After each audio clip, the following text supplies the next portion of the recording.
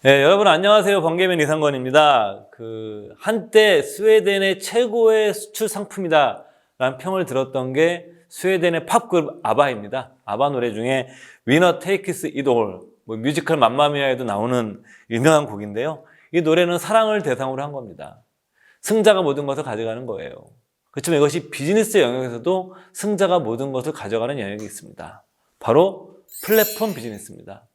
이 플랫폼 비즈니스의 절대 강자는 당연하지만 미국의 대표적인 테크 기업들이 주도를 하고 있습니다. 그래서 여러분들과 함께 오늘은 미국의 플랫폼 테크 기업에 투자하는 방법에 대해서 한번 들여다보려고 합니다.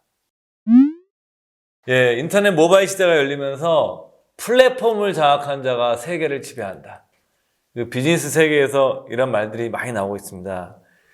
과연 이 플랫폼 기업들이 왜 이렇게 비즈니스 생태계를 주도하고 우리가 또 왜 이 플랫폼 기업들을 주목해야만 하는지 먼저 그 이유부터 들어보도록 하겠습니다.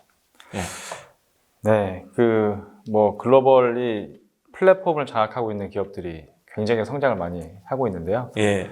과거 같은 경우는 성장성이 높은 이머징 투자 이런 것들이 유행했거든요. 그렇죠. 얘네들이 변동성은 크지만 앞으로 성장이 높으니까 그런 데에다 투자해야 돼. 그래서 꿈에 투자하는 거죠. 브라질, 과거에 중국, 약간 이런 기업에 투자하는 게 유행이었는데 지금은 많은 투자자분들이 그렇게 생각 안 하시는 것 같아요. 이제는 플랫폼을 가진 리딩하는 글로벌 혁신 초대형 기업에 투자를 해야 된다라는 게 이제 컨센서스고 실제로 이런 것들이 학술적으로도 학문적으로도 이제 이렇게 증명이 돼서 경제적 발전이 인적 자원 그리고 자본을 투입해서 생기는 것보다 지식 그리고 그 다음에 이제 기술 이런 것들이 이제 성장을 더 이끈다. 그래서 그런 것들을 이끄는 혁신 기업에 투자하는 게 맞다라는 것들이 이제 이론적으로 증명도 되고 많은 분들이 그런 기업에 투자하는 그런 모습이 나타나고 있습니다. 저는 재미난 게 이런 글로벌 플랫폼 기업은 정말 뭘 하는 회사인지 모르겠어요. 다 하죠. 사실은. 온갖 것을 다 해서 다 하죠. 그 자체로 하나의 생태계를 구축하는 맞습니다. 것 같아요. 이게 또 세상에 혁신하는 그런 추세를 만드는 게 또 어마어마한 또 자본이 들기 때문에 또 그런 기업들만 또 할 수 있는 또 그런 상황도 되는 것 같아요. 이게 나쁘게 얘기하면 가진 자가 더 많이 가져가고 흔히 하는 말로 되는 놈은 더 잘 되고 네, 맞습니다. 탈락한 사람들은 굉장히 어려워지는 그런 중심에 있는 게 플랫폼 기업이라 그래서 전 드는 생각이 좀 플랫폼 기업에는 우리가 한 발을 걸쳐놔야 되지 않나. 맞습니다. 왜냐면 계속 이 양극화가 심화가 되면 나중에 물론 정부가 규제를 할 수도 있을 것 같아요. 지금도 또 유럽이나 미국에서 그런 논의가 좀 나오고 있는데 하여튼 규제는 규제하더라도 우리가 한 달에 걸쳐놓고 사는 게 좀 안전한 전략이 아닐까 투자해서. 맞습니다. 애플만 보더라도 애플이 아이폰만 만드는 회사가 아니잖아요. 지금 이제 애플 카드 만든다고 하고 그 다음에 클라우드도 이미 하고 있고 그리고 구글 같은 경우도 지금 무인 자동차 돌아다니고 있죠. 사실 구글이 인터넷 웹사이트로 시작했지만 안 하는 산업이 없고 저는 무인 자동차는 저는 굉장히 기대가 큽니다. 저는 제가 개인적으로 아직 운전을 못하기 때문에 그래서 또 이런 플랫폼 기업들 중에 많이 하는 게 좀 재미난 것 중에 하나는 제 친구들 선후배 제가 50대니까 페이스북 엄청 열심히 해요. 그렇죠. 페이스북은 컨텐츠로 전 세계를 지배하고 있는 플랫폼 기업이라고 할 수 있죠. 그리고 최근에 이제 우리나라에서도 요즘 영화관이 코로나19 바이러스 때문에 저 안타깝지만 굉장히 어려워요. 대형 스크린을 안 보는데 그래서 저도 이런 OTT 서비스를 안 하다가 최근에 어쩔 수 없이 했어요. 그래서 제가 느낀 게 있어요. 그러면서 야, 이거는 어떻게 할 수 없구나. 내가 끝까지 한번 버텨보려고 그랬는데 그래서 이런 것들도 일종의 플랫폼 같은 거죠. 네, 맞습니다. 넷플릭스 이런 기업들이 사실은 과거에 보면은 이제 추억인데 동네마다 있었던 비디오 가게 이런 것들이 이제 완전히 없어진 거잖아요. 없어지고 내가 핸드폰만 있으면은 언제 어디서든지 원하는 이제 영상을 볼 수 있으니까 이런 것들도 사실은 이제 그런 영상 컨텐츠로 이제 세계를 지배하는 플랫폼 기업이라고 볼 수 있겠죠. 그러니까 이게 서로 플랫폼끼리 막 서로 싸우고 자기만의 생태계 만들고 또 겹쳐지기도 하고 경쟁도 하고 막 이런 과정을 펼쳐가면서 어마어마하게 이제 우리 그 인터넷 모바일 생태계가 좀 저는 많이 변하고 있는데 또 하나 이런 기업들을 좀 설명하는 논거들 중에 하나가 이제 경제적 해자라는 개념입니다. 이게 그 워렌 버핏이 많이 썼던 거죠. 경제적 해자가 있는 그 사야 된다. 그 해자라는 게 어떤 성이 있으면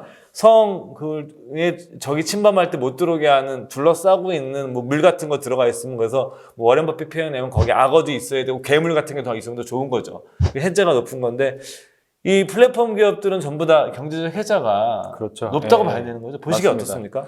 새로운 혁신을 이뤄내는데 굉장한 자본력과 이런 것들이 들어가는데 예. 이런 이제 자본력과 이런 능력을 가진 그 기업들이 리딩하고 있기 때문에 새로운 이제 기업이 와서 뭘 하려고 해도 하기가 되게 힘들고 그런 기업들을 또 다 삽니다. 이런 플랫폼 기업들이. 그 저는 그게 네. 굉장히 개인적인 표현을 쓰게 되면 굉장히 영리한 전략이고 나쁘게 얘기하면 좀 사악한 전략 같아요. 그냥 싹스가 보이면 다 사가지고 다 내 거 만들어버리면 되니까. 조금 포텐셜이 있다고 생각되면은 일단 인수하니까 예. 현금이 많이 있으니까 무조건 인수해서 이걸 나의 영역으로 늘 계속 이게 들어오는 거죠, 그렇죠? 예.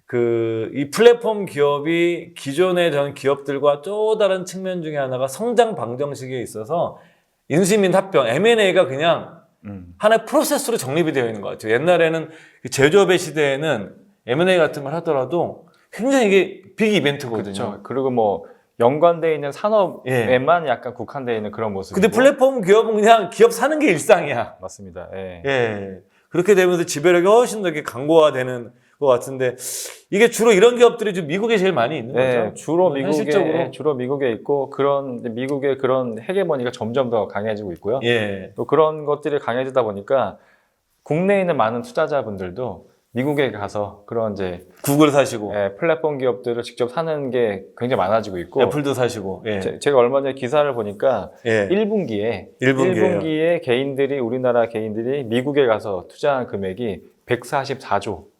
와. 전 분기 대비 75%가 증가했다고 하더라고요. 그러니까 누구는 그러더라고요. 국내 주식이 더 올라야 되는데 모르는 이유 중에 하나가 외국 주식 사고. 맞습니다. 예. 미국 가서 사가지고. 사실은 굉장히 번거롭거든요. 환전해서 그런 것들을 또 이게 주문 넣고 뭐 하려면은 굉장히 번거롭고 그리고 직접 주식을 산다는 거는 그 기업에 대해서도 좀 공부를 좀 해야 되고 하는 거니까 뭐 구글 하지만 그래도 직접 내가 살려고 하면은 또 봐야 되잖아요. 그리고 또 중간중간에 이 기업들이 어떤 이슈가 있는지 좀 쳐다봐야 되고 그쵸. 그럼에도 불구하고 많은 분들이 해외로 나가서 직접 미국의 주식들을 그렇게 많이 투자하고 계세요. 그래서 저는 우리나라 투자자분들이 진취성만큼은 저는 세계적으로 생각합니다. 그러니까 일본 투자자들이 진짜 보수적 주식 안 하거든요. 그러니까 일본과 비교를 해보게 되면 우리나라 개인 투자자분들은 이건 동학이 아닙니다.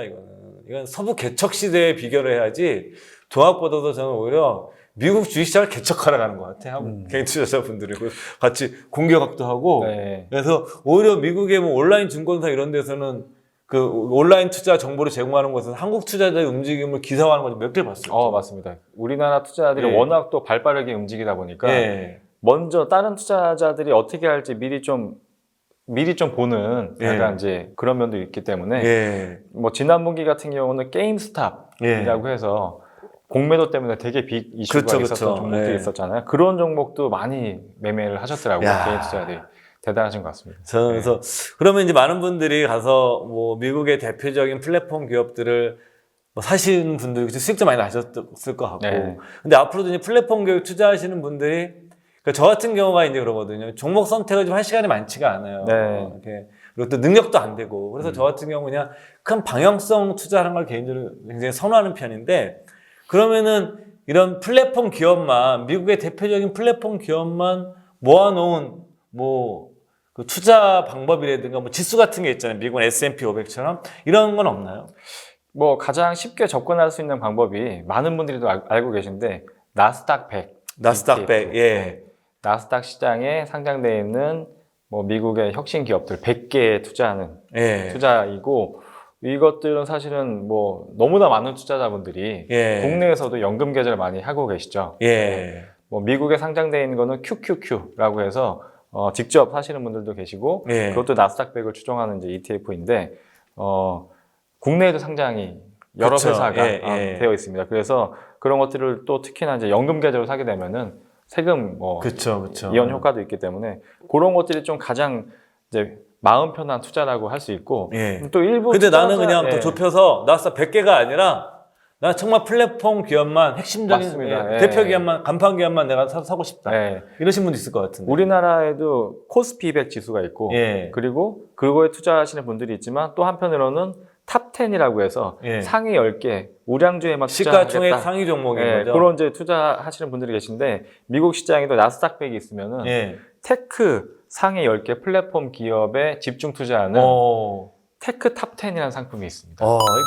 이게 투자에서 굉장히 이 고전적인 테마예요. 이게 뭐냐면 잘 나가는 주식의 성장에 집중해서 집중 투자를 할 거냐, 아니면 분산 투자를 할 거냐. 사실 저 같은 경우에는 약간 소심해가지고 좀 분산하는 걸 좀 편하게 하는 성격이거든요. 좀 내가 덜 먹더라도 덜 벌더라도 난 좀 깨질 때 덜 깨져야 되겠다가 제 기본적인 마인드이기 때문에. 근데 기본적으로 그렇지만 이렇게 압축해서 네. 성장 포트폴리오를 미국 테크 기업들 구축하고 싶은 분들이 제 주변에도 있고 실제로 맞습니다. 예. 저도 좀 관심이 있어요 지금은. 실제로 이제 예. 외국에 미국으로 나가서 투자하시는 분들이 뭐 많이 사신 종목이 애플, 테슬라, 뭐 아마존, 알파벳, 약간 뭐 이런 것들인데 예. 사실 여러 개 중복으로 가지고 계신 분들도 많아요. 근데 예. 그런 것들을 한 번에 국내에서도 투자할 수 있으니까 굉장히 좋은 방법인 것 같고 뭐 나스닥 100 같은 경우가 좀 더 내가 분산 투자해서 그게 마음이 편하다고 하시는 분들은 나스닥 100이 좋겠고 진짜 아까 초반에 이제 인트로에 말씀하신 것처럼 위너가 다 지금 모든 걸 가져가는 세상이잖아요. 그래서 실질적으로 과거 성과도 사실은 이제 이 상위 10개 종목들이 사실은 좀 더 좋았습니다. 얘네가 훨씬 더 뭐 무거운 종목이면은 수익률이 나쁠 것 같은데 오히려 얘네들이 승자독식으로 이렇게 성장을 더 계속 하다 보니까 100개 투자하는 것보다 정말 약간 신기하게도 과거 수익률이지만 수익률이 더 높은 모습을 보이고 있어서 약간 변동성은 뭐 종목이 몇 개 안 되니까 커질 수 있겠지만 그런 것들을 선호하시는 분들은 10개만 딱 모아놓은 이 상품에 투자하시는 것도 괜찮은 것 같아요. 그런 이제 미국의 테크 기업 10개를 ETF로 담은 그런 우리가 투자할 수 있는 대상이 있는 거죠. 기업들이 10개가 어떤 겁니까? 네, 뭐 다 아시는 기업이죠. 애플. 당연히 애플 있을 거고. 그 다음에 마이크로소프트. 그리고 아마존. 그리고 구글, 알파벳이고요. 그 다음에 페이스북, 테슬라, 엔비디아. 그리고 전자상거래 암호화폐를 하는 페이팔. 그리고 반도체의 최강자, 인텔. 그리고 이제 전무님도 이제 얼마 전에 시작하셨다고 하는 넷플릭스까지 10개 종목입니다.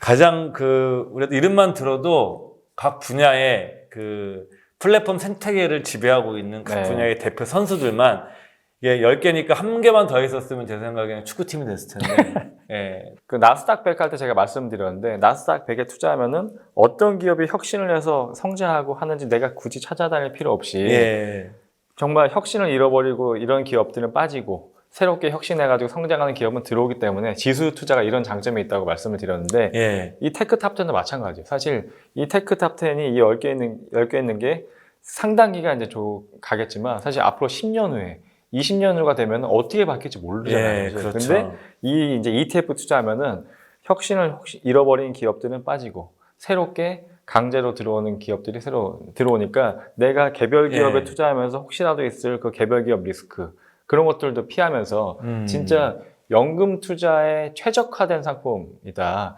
저희가 연금 투자는 뭐 1년이나 투자하는 게 아니라 10년, 20년 투자하는 투자잖아요. 그랬을 때 진짜 상위 테크 탑10에 내가 항상 제일 잘하는 10개에 늘 투자할 수 있는 그런 이제 수단이니까 뭐 연금 투자의 끝판왕이라고 말씀드리고 싶습니다. 되게 좋은 지적이신 것 같으세요. 뭐 S&P 500 같은 것도 우리가 들어가 있는 500개 기업이 영원히 변하는 게 아니에요. 맞습니다. 거기서 산업 구조가 변하고 좀 문제가 생긴 기업들은 다 섞어냅니다. 그러니까 일종의 그 기업들의 포트폴리오를 자동으로 교체해 나가는 효과가 있어요. 그래서 그 지수가 시장을 항상 이겨나가는 거예요.